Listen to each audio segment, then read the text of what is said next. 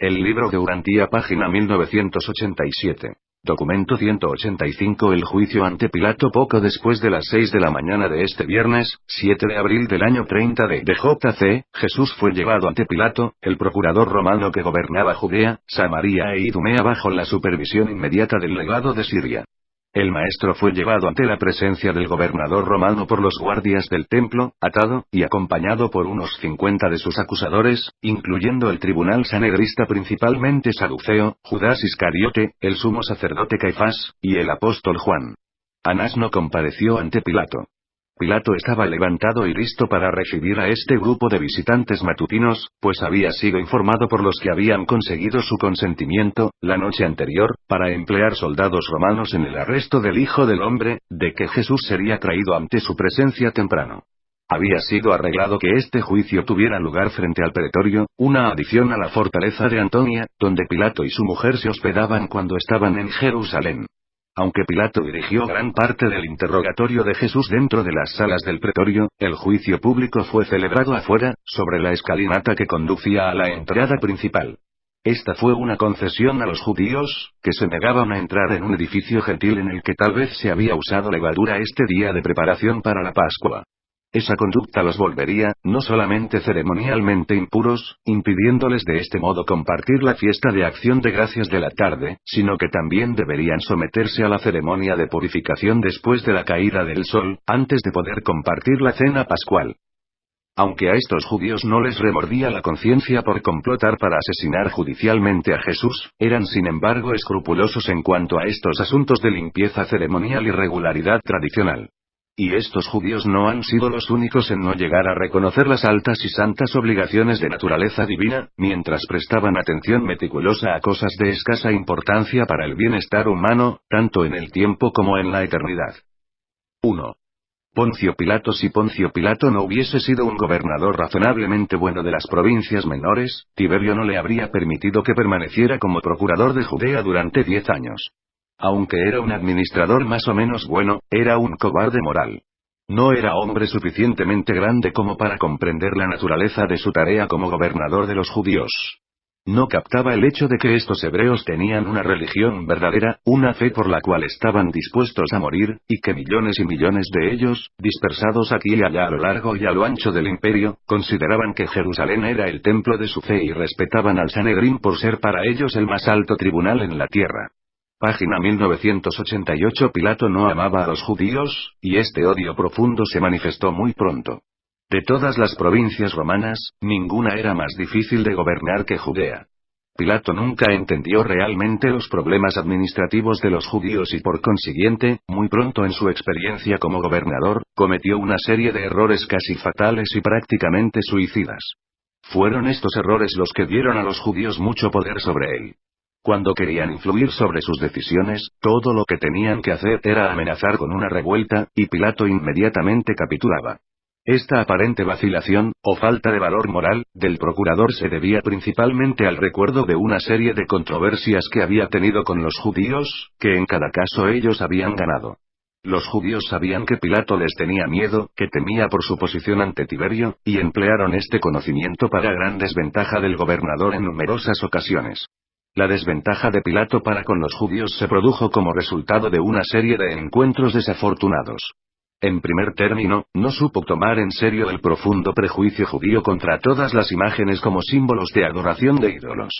Por consiguiente, permitió que sus soldados entraran a Jerusalén sin quitar las imágenes del César de sus banderas, tal como había sido práctica de los soldados romanos bajo su predecesor. Una numerosa delegación de judíos esperó a Pilato por 5 días, implorándole que quitara esas imágenes de los estandartes militares. Se negó rotundamente a otorgar su petición y les amenazó de muerte instantánea. Pilato, siendo un escéptico, no comprendía que los hombres con fuertes sentimientos religiosos no vacilarían en morir por sus convicciones religiosas. Por consiguiente, se anonadó cuando estos judíos se presentaron desafiantemente ante su palacio, de cara al suelo, y enviaron el mensaje de que estaban listos para morir. Pilato se dio entonces cuenta de que había hecho una amenaza que no quería cumplir. Capituló, y ordenó que las imágenes fueran quitadas de los estandartes de sus soldados en Jerusalén, y desde ese momento en adelante se encontró en alto grado sometido a los deseos de los líderes judíos, quienes habían descubierto de esta manera su debilidad, al hacer él amenazas que temía ejecutar. Pilato posteriormente decidió volver a ganar su prestigio perdido y por lo tanto hizo colocar los escudos del emperador, del tipo de los que se usaban comúnmente para adorar a César, en los muros del palacio de Herodes en Jerusalén. Cuando los judíos protestaron, él se mantuvo firme. Cuando se negó a escuchar sus protestas, ellos apelaron prontamente a Roma, y el emperador con igual prontitud ordenó que se quitaran los escudos ofensivos. De ahí en adelante Pilato gozó de aún menos estima que antes. Otra cosa que le granjeó la aversión de los judíos fue que se atrevió a tomar dinero del tesoro del templo para financiar la construcción de un nuevo acueducto que proveería mayor abastecimiento de agua para los millones de visitantes a Jerusalén en las épocas de las grandes fiestas religiosas. Los judíos sostenían que solo el Sanedrín podía desembolsar fondos del templo, y nunca cesaron de imprecar a Pilato por esta decisión presuntuosa.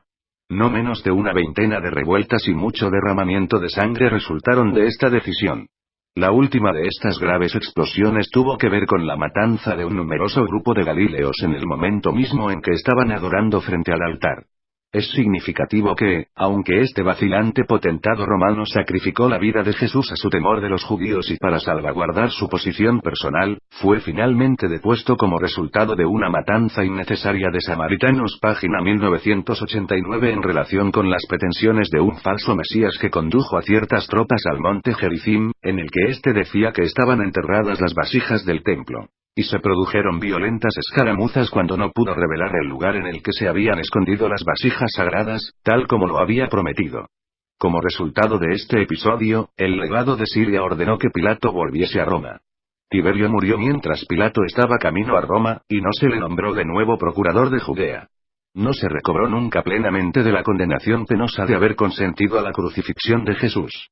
Como no gozaba de ningún favor a los ojos del nuevo emperador, se retiró a la provincia de Losán, donde posteriormente se suicidó. Claudia Prócula, la mujer de Pilato, mucho había oído hablar de Jesús por boca de su criada, que era una fenicia creyente en el Evangelio del Reino. Después de la muerte de Pilato, Claudia fue prominentemente identificada con la difusión de la buena nueva. Todo esto explica mucho de lo que ocurrió en esta trágica mañana del viernes. Es fácil comprender por qué los judíos tenían la presunción de dictaminar a Pilato, de hacer que se levantara a las 6 de la mañana para enjuiciar a Jesús, y también por qué no vacilaron en decirle que lo acusarían de traición ante el emperador, si se atreviera a negarse a sus demandas de ejecutar a Jesús. Un gobernador romano meritorio, que no se hubiera granjeado una posición de desventaja frente a los dirigentes de los judíos, jamás habría permitido que estos fanáticos religiosos sedientos de sangre pusieran a muerte a un hombre a quien él mismo había declarado inocente de los falsos cargos y sin faltas. Roma cometió un grave error, un error de serias consecuencias en los asuntos terrenales, al enviar a este Pilato, un administrador de segunda categoría, como gobernador de Palestina. Tiberio debería haber enviado a los judíos el mejor administrador provincial de su imperio. 2. Jesús comparece ante Pilato. Cuando Jesús y sus acusadores se reunieron frente a la sala de juicio de Pilato, el gobernador romano salió y, dirigiéndose a la compañía reunida, preguntó: ¿Qué acusación traéis contra este tipo? Los saduceos y los consejeros que habían decidido ocuparse de eliminar a Jesús tenían decidido presentarse ante Pilato y pedirle la confirmación de la sentencia de muerte pronunciada contra él, sin voluntariamente mencionar ningún cargo definido. Por lo tanto, el portavoz del tribunal de los sanedristas contestó a Pilato: si este hombre no fuera malhechor, no te lo habríamos traído. Cuando Pilato observó que titubeaban en declarar sus acusaciones contra Jesús, aunque sabía que habían pasado toda la noche deliberando sobre sus culpas, les contestó: puesto que no estáis de acuerdo en ninguna acusación definida, ¿por qué no hacéis cargo de él y lo juzgáis según vuestras leyes? Entonces habló el escribano del tribunal del Sanedrín a Pilato: a nosotros no nos está permitido dar muerte a nadie, y este revoltoso de nuestra nación se merece morir por las cosas que ha dicho y hecho. Por lo tanto hemos venido ante ti para que confirmes este decreto.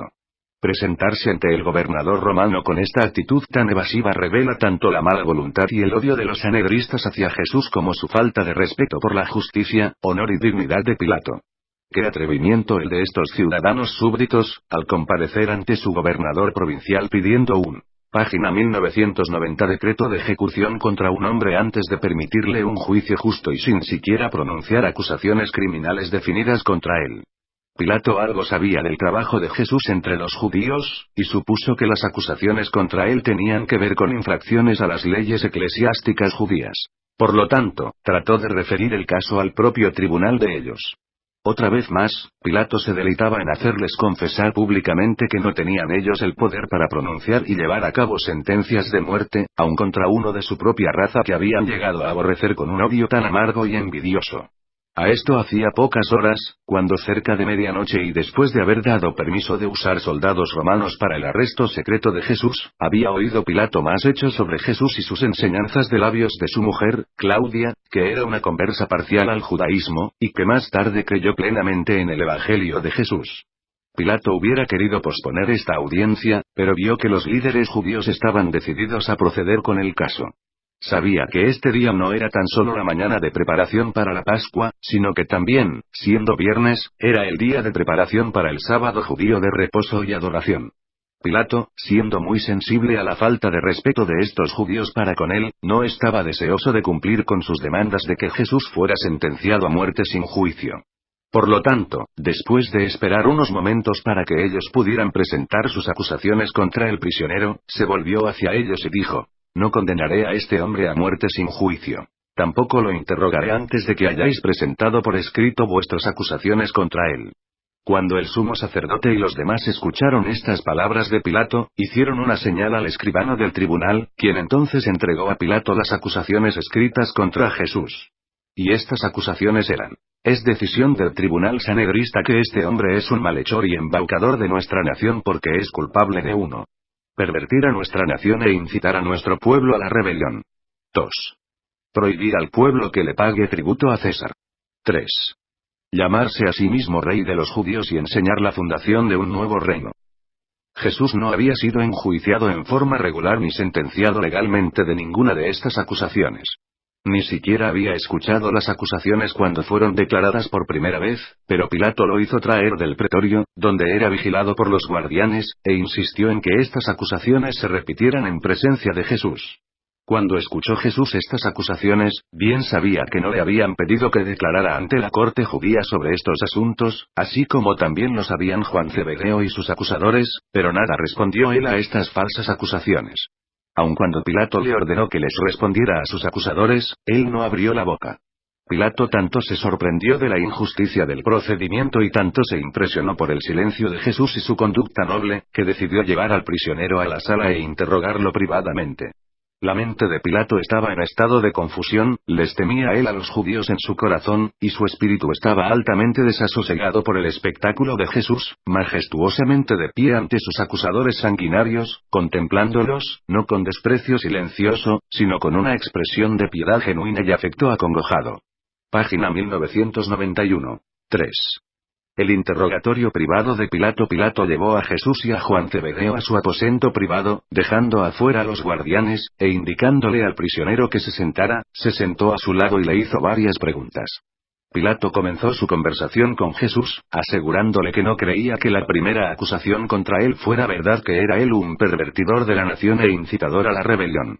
Luego le preguntó: ¿enseñaste alguna vez que se le ha de negar el tributo al César? Jesús, indicando a Juan, dijo: pregúntale a él o a cualquier otro que haya oído mis enseñanzas.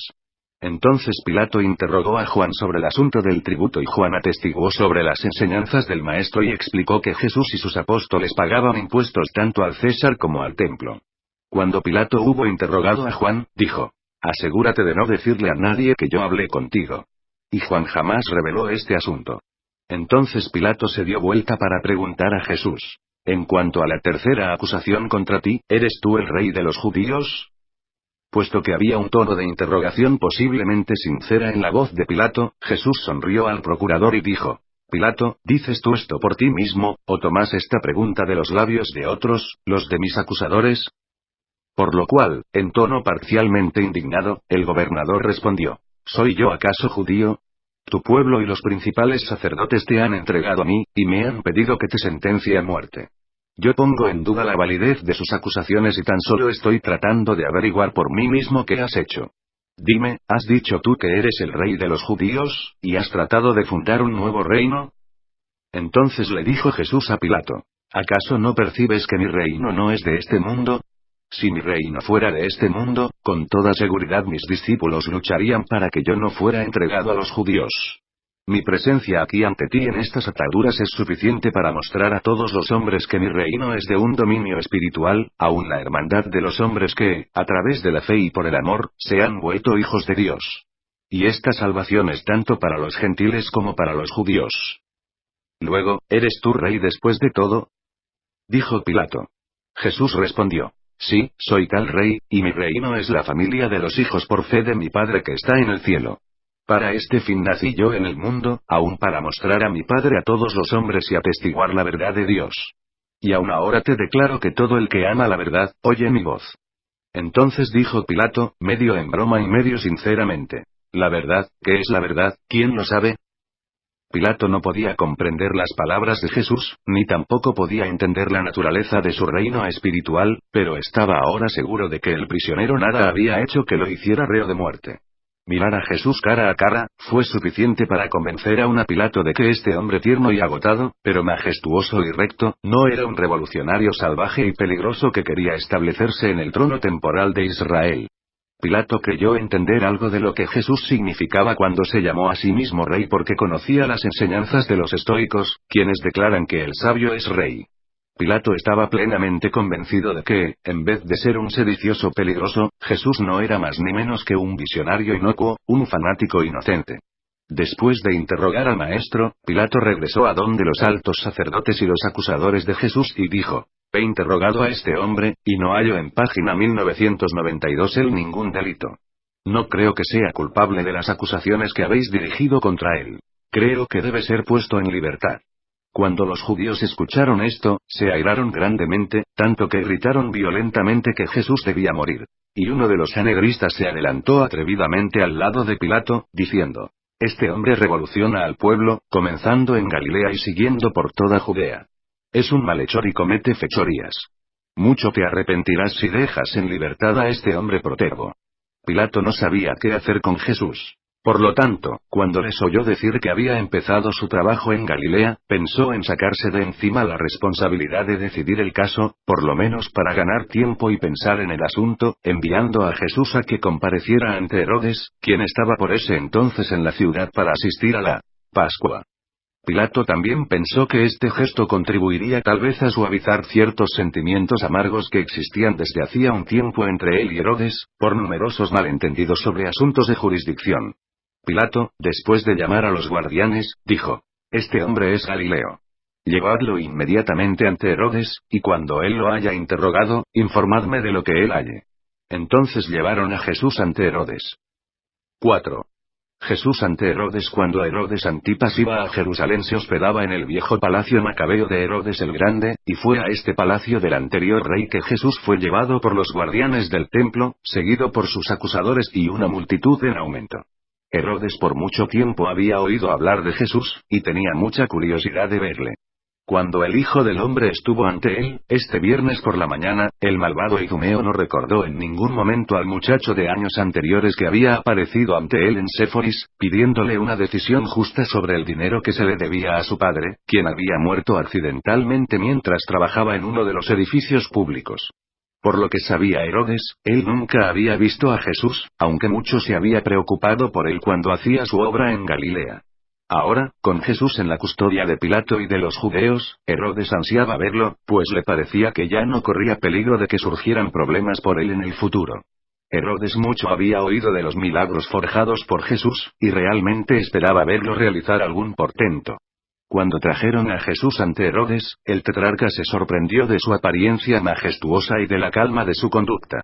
Durante unos 15 minutos hizo Herodes preguntas a Jesús, pero el maestro no respondió. Herodes lo provocó, desafiándolo a que realizara un milagro, pero Jesús no respondió a sus muchas preguntas ni a sus desafíos. Entonces Herodes se volvió a los altos sacerdotes y los saduceos y, prestando oído a sus acusaciones, oyó todo lo que Pilato había escuchado, y más, sobre las supuestas fechorías del Hijo del Hombre. Finalmente, convencido de que Jesús ni hablaría ni realizaría un portento para él, Herodes, después de burlarse de él por un tiempo, le envolvió en un viejo manto de púrpura real y lo mandó de vuelta a Pilato. Herodes sabía que no tenía jurisdicción sobre Jesús en Judea. Aunque se alegraba de creer que finalmente estaría libre de Jesús en Galilea, estaba agradecido de que fuera responsabilidad de Pilato condenarlo a muerte. Herodes no se había recobrado nunca plenamente del temor que lo perseguía por haber dado muerte a Juan el Bautista. Herodes en ciertos momentos temió que Jesús fuera Juan, resucitado de entre los muertos. Ahora pudo liberarse a ese temor, puesto página 1993. Que observó que Jesús era una persona muy distinta del extrovertido y apasionado profeta que se había atrevido a exponer y denunciar su vida privada. 5. Jesús vuelve ante Pilato. Cuando los guardianes trajeron a Jesús de vuelta ante Pilato, él salió a la escalinata del pretorio, donde se había colocado el asiento para el juicio, y, reuniendo a los altos sacerdotes y a los sanhedristas, les dijo: «Habéis traído a este hombre ante mí, acusándolo de que pervierte al pueblo, prohíbe el pago de los impuestos, y dice ser el rey de los judíos. Lo he interrogado y no lo encuentro culpable de estas acusaciones. De hecho, no encuentro falta alguna en él». Luego lo envié a Herodes, y el tetrarca debe de haber llegado a la misma conclusión, puesto que nos lo ha enviado de vuelta. De cierto, este hombre no ha hecho nada merecedor de muerte. Si aún creéis que necesita ser disciplinado, estoy dispuesto a castigarle antes de ponerlo en libertad. En el momento en que se disponían los judíos a expresar en alta voz su protesta ante la idea de poner a Jesús en libertad, se acercó una gran muchedumbre que marchaba al pretorio para pedir a Pilato que soltara a un prisionero en honor de la fiesta de Pascua. Había sido costumbre durante cierto tiempo de que los gobernadores romanos permitieran a la plebe seleccionar a un hombre encarcelado o condenado para amnistía al tiempo de la Pascua. Ahora pues, esta muchedumbre se presentaba ante él para pedir que soltaran a un prisionero, y puesto que Jesús tan recientemente había gozado de tanta popularidad con las multitudes, se le ocurrió a Pilato que tal vez podría salirse del lío proponiendo a este grupo que, puesto que Jesús era un prisionero en ese momento ante su asiento del juez, les soltaría a este hombre de Galilea como símbolo de la buena voluntad de la Pascua. Al subir la multitud por las escalinatas del edificio, Pilato les oyó decir el nombre de un tal Barrabás. Barrabás era un conocido agitador político y ladrón asesino, hijo de un sacerdote, que recientemente había sido apresado en el acto de robar y asesinar en la carretera de Jericó. Este hombre había sido condenado a muerte y sería ejecutado en cuanto terminaran las festividades de la Pascua. Pilato se puso de pie y explicó a la multitud que Jesús había sido traído ante él por los altos sacerdotes, quienes querían condenarlo a muerte por ciertas acusaciones, y que él no pensaba que el hombre fuera reo de muerte. Dijo Pilato: «¿A quién pues preferís que yo os suelte, a este Barrabás, el asesino, o a este Jesús de Galilea?» Cuando Pilato hubo hablado así, los altos sacerdotes y los consejeros del Sanedrín gritaron a voz en cuello: «Barrabás, Barrabás». Y cuando la gente vio que los altos sacerdotes estaban decididos a poner Jesús a muerte, enseguida se unieron al clamor vociferando que soltaran a Barrabás. Pocos días antes, esta multitud había admirado a Jesús, pero la muchedumbre no admiraba al que, habiendo dicho que era hijo de Dios, se encontraba ahora en la custodia de los altos sacerdotes y de los dirigentes ante el tribunal de Pilato, condenado a muerte. Jesús podía ser el héroe de la plebe cuando echaba a los cambistas y a los mercaderes del templo, pero no como prisionero sin resistencia en las manos de sus enemigos y enjuiciado a muerte. Pilato se airó al observar a los altos sacerdotes pedir a voces el perdón de un asesino bien conocido y pidiendo al mismo tiempo la sangre de Jesús. Vio su malicia y su odio y percibió su prejuicio y envidia. Por lo tanto les dijo: «¿Cómo página 1994 podéis vosotros elegir la vida de un asesino en vez de la de este hombre cuyo peor crimen es que se hace llamar figurativamente rey de los judíos?» Pero no fue esta una declaración sabia por parte de Pilato. Los judíos eran un pueblo orgulloso, ahora sí sometido al yugo político de los romanos, pero esperanzados del advenimiento de un Mesías que los liberaría de su esclavitud gentil con gran muestra de poder y gloria. Resintieron mucho más de lo que Pilato podía darse cuenta, la sugerencia de que este maestro de maneras mansas y de extrañas doctrinas, arrestado ahora y acusado de delitos dignos de muerte, podía ser considerado el rey de los judíos.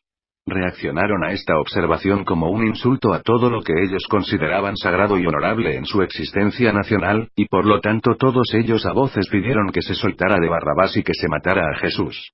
Pilato sabía que Jesús era inocente de las acusaciones traídas contra él, y si hubiese sido un juez justo y valiente, lo habría exonerado y puesto en libertad.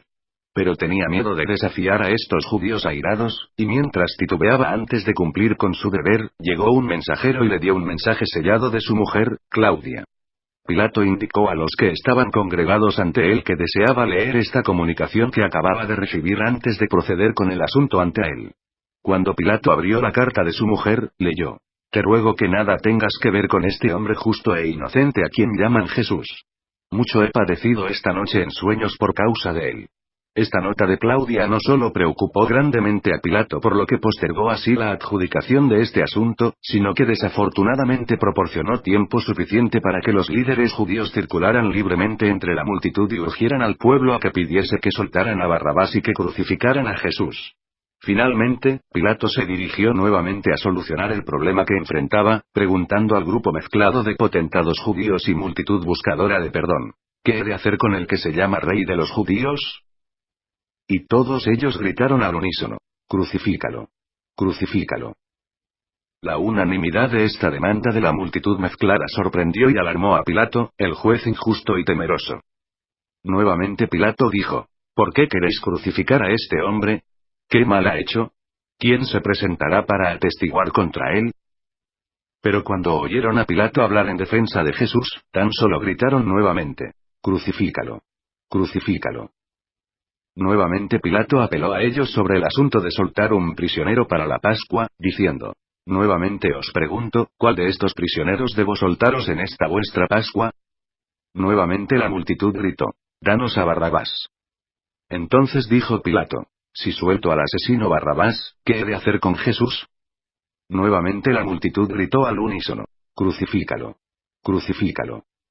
Pilato estaba aterrorizado por el clamor insistente de la plebe, que actuaba bajo el liderazgo directo de los altos sacerdotes y de los consejeros del Sanedrín. Sin embargo, decidió hacer un último intento de apaciguar a la multitud y salvar a Jesús. 6. El último llamado de Pilato en todo lo que está ocurriendo este viernes temprano en la mañana ante Pilato, tan solo participan los enemigos de Jesús.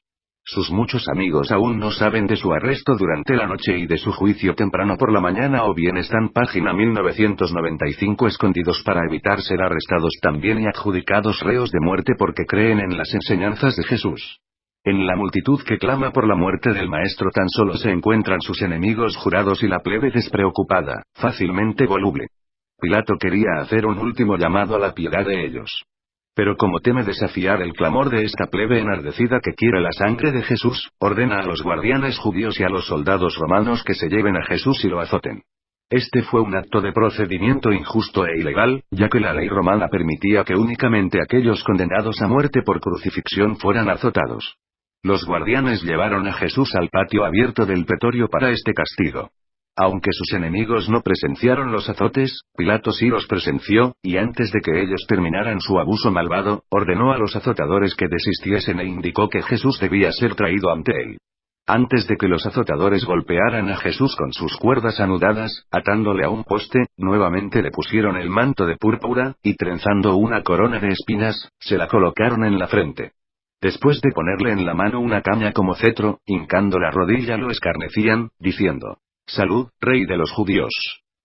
Y lo escupieron y le dieron de bofetadas en la cara. Y uno de ellos, antes de devolverlo a Pilato, le quitó la caña de la mano y lo golpeó con esta en la cabeza. Entonces Pilato condujo a este prisionero sangrante y lacerado y, presentándoselo a la multitud mezclada, dijo: «He aquí el hombre. Nuevamente os digo que no hallo delito en él, y habiéndolo azotado, quiero soltarlo». Allí estaba pues Jesús el Nazareno, envuelto en un viejo manto de púrpura real con una corona de espinas que le hería su compasiva frente. Su rostro estaba cubierto de sangre y su cuerpo encorvado bajo el peso del sufrimiento y la congoja. Pero nada conmueve el corazón insensible de los que son víctimas de un intenso odio emocional y esclavos del prejuicio religioso. Esta visión hizo correr un poderoso escalofrío por los reinos de un vasto universo, pero no tocó el corazón de los que habían decidido destruir a Jesús. Cuando las multitudes se recuperaron de la primera impresión de ver el sufrimiento del Maestro, tan solo gritaron más fuerte y por más tiempo: «Crucifícalo. Crucifícalo. Crucifícalo». Ahora comprendió Pilato que era fútil apelar a sus supuestos sentimientos de piedad. Se adelantó y dijo: percibo que estáis decididos a que este hombre muera, pero ¿qué ha hecho él para merecerse la muerte? ¿Quién declarará su crimen? Entonces el alto sacerdote se adelantó y, acercándose a Pilato, declaró airadamente: nosotros tenemos una ley sagrada, y según esa ley él debe morir, porque se llamó a sí mismo Hijo de Dios. Cuando Pilato oyó esto, se atemorizó aún más, no solo de los judíos sino que recordando la nota de su mujer y la mitología griega de los dioses que bajaban a la tierra, se puso a temblar ante la idea de que Jesús posiblemente fuera un personaje divino. Señaló a la multitud que se calmara mientras llevó a Jesús del brazo y nuevamente lo condujo adentro del edificio para interrogarlo ulteriormente. Pilato estaba confundido por el temor, perplejo por la superstición y atormentado por la actitud testaruda de la plebe. 7. La última entrevista con Pilato. Pilato, temblando de emoción temerosa, se sentó al lado de Jesús, y le preguntó: ¿de dónde vienes? Realmente, ¿quién eres tú? ¿Qué es esto que dicen ellos, que tú eres el Hijo de Dios? Página 1996. Pero Jesús no podía contestar estas preguntas planteadas por un juez temeroso de los hombres, un juez débil y vacilante que tan injustamente lo hizo azotar aun cuando le había declarado inocente de todo delito, y antes de haber sido debidamente sentenciado a muerte. Jesús miró directamente a los ojos a Pilato, pero no le contestó. Entonces dijo Pilato: ¿te niegas a hablarme? ¿No te das cuenta que aún tengo autoridad para soltarte o crucificarte? Entonces dijo Jesús: ninguna autoridad tendrías tú sobre mí si no fuese dada de arriba. No puedes ejercer autoridad alguna sobre el Hijo del Hombre a menos que el Padre en el cielo lo permita. Pero tú no tienes tanta culpa puesto que eres ignorante del Evangelio. El que me traicionó y el que me entregó a ti, el pecado de ellos es mayor. Esta última conversación con Jesús aterrorizó del todo a Pilato. Este cobarde moral y débil juez estaba ahora bajo el doble peso del temor supersticioso de Jesús y del temor mortal de los líderes judíos. Nuevamente Pilato apareció ante el gentío diciendo: estoy seguro de que este hombre es tan solo un ofensor religioso. Deberíais tomarlo y juzgarlo por vuestra ley. ¿Por qué esperáis que yo consienta con su muerte por haber él transgredido vuestras tradiciones? Pilato estaba casi listo para soltar a Jesús cuando Caifás, el sumo sacerdote, se acercó al cobarde juez romano y, sacudiendo un dedo vengativo en la cara de Pilato, dijo con palabras airadas que toda la multitud podía oír: si sueltas a este hombre, no eres amigo del César, y yo me aseguraré de que el emperador se entere de todo. Esta amenaza pública fue demasiado para Pilato, el temor por su fortuna individual eclipsó en ese momento toda otra consideración, y el cobarde gobernador ordenó que Jesús fuera traído ante el asiento del juez. Mientras el maestro estaba allí frente a ellos, Pilato lo señaló con el dedo y dijo burlonamente: «He aquí vuestro rey». Y los judíos respondieron: «Crucifícalo. Crucifícalo». Y entonces Pilato dijo, con mucha ironía y sarcasmo: «¿Es que debo crucificar a vuestro rey?». Y los judíos respondieron: «Sí, crucifícalo. No tenemos más rey que al César».